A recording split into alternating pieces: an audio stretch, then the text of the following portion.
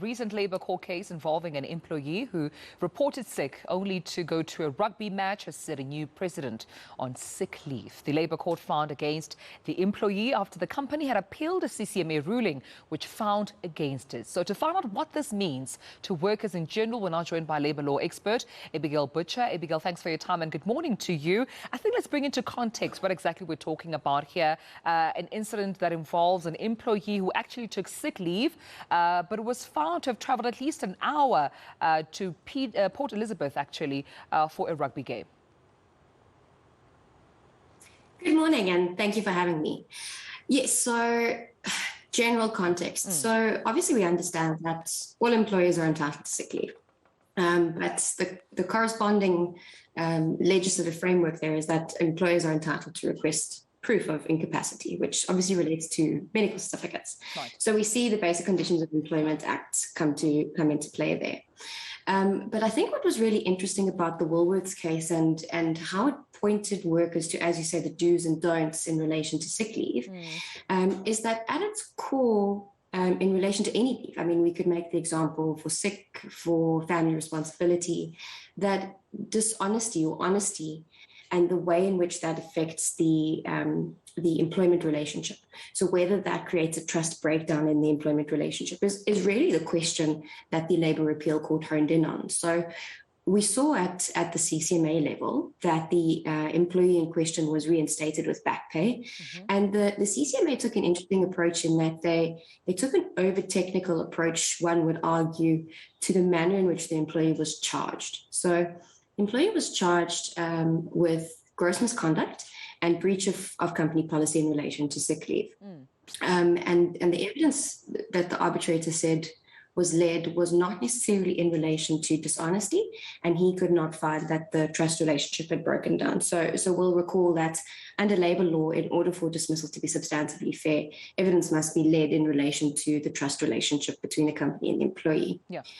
And the Labour Court tended to agree. So I'm not dealing with the issue of procedural fairness because it was eventually abandoned by the courts. But the Labour Court tended to agree. It said, well, look, the employee said that he had recovered from his illness. So he had a medical certificate. He recovered from his illness. And that's the reason that he then attended the rugby match. So, you know, I know you said there was the 20-minute there. They made the parallel to say, well, 20 minutes to drive to work or an hour to drive to the rugby match. But nonetheless, his evidence was that he'd recovered. Right. And I think the Labour Appeal Court, one of the really key lines or one of the key takeaways from the judgment was this lenient approach to dishonesty cannot be countenanced. So the Labour Appeal Court really focused on the fact that the employee had been dishonest in the production of his medical certificate, which said that he was unfit to work for the entire duration of the day. And so that's the context that we find ourselves in. It's really a question of honesty in relation to leave, right, and the way in which employees are taking leave affecting that trust relationship between the company and the employee. And I want to just touch on the trust relationship that you speak about, Abigail, because I think you've mentioned it twice or three times already. It's important to also know that this particular employee was in a senior position. It almost set a very negative precedence to his or her subordinates. So it's important to factor in that trust relationship between the employer and the employee. But we all know that this probably is something so common in many organizations where employees can take leave and say they were sick, but knowing that they're going to do other personal engagements. What's the lesson here, especially if an employee may think at the back of their mind, listen, I don't have any previous warnings, so therefore I can get away with something like this and just produce a doctor's certificate? So I think there's a couple takeaways. So from an employee perspective, and interestingly, the Labour Appeal Court, even though the warnings against that employee in question had lapsed, took into account warnings in relation to coming to work late, even in dealing with the issue. So I think the first takeaway there is the warnings don't necessarily need to be in relation to abuse of sick leave, in relation to abuse of company policy, any other leave, so generally not dealing with responsibility in the manner in which the company has said that one must in terms of its policies and its procedures in your contract. So I think that's the first thing is don't assume that lack of any other warnings are going to create a get out of jail free card here. Yeah. And I think the second way is to be really aware of your company's sick leave policy. So I think what's quite common in a lot of sick leave policies is there's an actual explicit provision which says that the employee is not expected to be performing any kind of activity, recreational activity, any other work for remuneration during the period of sick leave. So you're in direct breach of company policy there. All right. And I think the last thing that employees must just keep in mind is that the production of medical certificates is actually regulated under the Health Professions Act. So it's not necessarily even something that's regulated under labour law.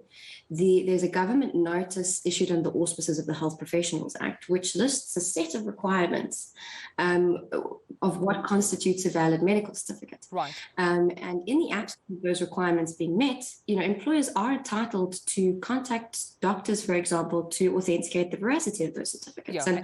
And we understand, obviously, there's a privacy element to that, and there are issues of informed consent there. But to the extent that a condition is not disclosed, that's in order. But what can be authenticated is the extent to which the employee is actually fit to perform duty. Right, Abigail, because I have to let you go in a few seconds, please allow me to jump in there as well. I have to get this piece from you. The message that this ruling also sends to the commissioners of the CCMA, what is it? To be cautious in taking an overly technical approach to charges. And to the way that evidence is led in relation to the breakdown of the trust relationship. So CCMA commissioners should ideally or arguably adopt a common sense approach or a more holistic approach to evidence on the breakdown of the trust relationship. And in the absence of evidence being explicitly led with regards to dishonesty, if it's clear from the evidence that dishonesty is present, that a common sense approach to the trust relationship can be adopted to make a holistic finding. That's not to suggest that they should be swayed in any which way, but just that holistically the evidence should be considered. All right, we'll leave it then. I appreciate your time this morning. Abigail Butcher from Clive Decker Hofmeyr, thank you so much for joining us and discussing this matter with us this morning. All right, we move on.